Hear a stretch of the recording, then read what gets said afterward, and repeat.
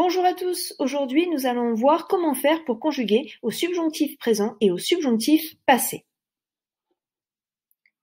Tout d'abord, rappelons que le subjonctif, tout comme l'indicatif, est un mode temporel qui permet d'exprimer la subjectivité, c'est-à-dire un point de vue, un jugement, une appréciation. Il permet également d'exprimer ce qui est de l'ordre du possible. Ce mode est composé de 4 temps verbaux, le subjonctif présent, passé, imparfait et plus que parfait. Ici, nous n'étudierons que le subjonctif présent et passé, qui sont encore d'usage aujourd'hui. En revanche, le subjonctif imparfait et plus que parfait ne se trouve plus que dans la langue littéraire. Enfin, une petite particularité concernant la conjugaison du subjonctif, il se conjugue avec la conjonction de subordination que, Q', placée au début. Que je mange, que tu manges, qu'il mange, etc. Alors, comment fait-on pour conjuguer un verbe au subjonctif présent? C'est ce que nous allons voir maintenant. Rien de bien compliqué. Il suffit de prendre le radical du présent de l'indicatif à la troisième personne du pluriel et d'ajouter les terminaisons du subjonctif présent. E, ES, E, IONS, IEZ, ENT.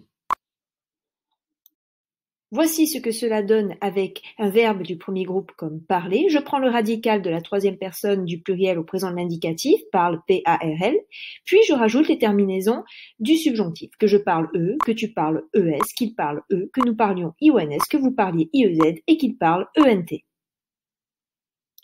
Avec un verbe du deuxième groupe comme finir, je prends le radical du présent de l'indicatif à la troisième personne du pluriel, finissent, et je rajoute les terminaisons. Que je finisse E, que tu finisses ES, qu'ils finissent E, que nous finissions IONS, que vous finissiez IEZ et qu'ils finissent ENT. Avec un verbe du troisième groupe, c'est toujours le même principe. Entendre, le radical est entend, et cela donne que j'entende E, que tu entendes ES, qu'ils entendent E, que nous entendions IONS, que vous entendiez IEZ, qu'ils entendent ENT. Attention, il existe un certain nombre de verbes irréguliers au subjonctif présent. Il est important que tu les connaisses par cœur. Je t'en donne ici une petite liste parmi les verbes donc les plus utilisés. Je te recommande de faire pause, de prendre le temps de les lire et de les mémoriser. Nous allons voir maintenant comment faire pour conjuguer un verbe au subjonctif passé. Le subjonctif passé est un temps composé, c'est-à-dire qu'il se conjugue avec l'auxiliaire avoir ou être au subjonctif présent suivi du verbe au participe passé.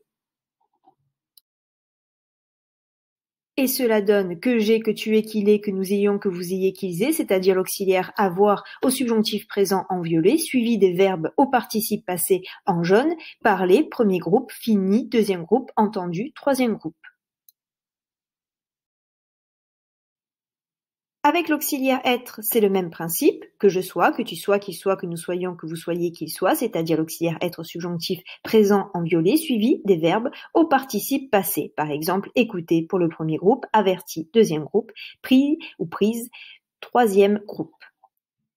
Tu remarqueras qu'avec l'auxiliaire être, le participe passé s'accorde avec le sujet, alors qu'avec l'auxiliaire avoir, il reste invariable.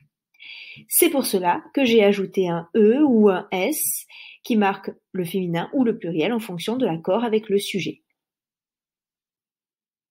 La vidéo touche à sa fin, j'espère que cela t'aura aidé à y voir un peu plus clair.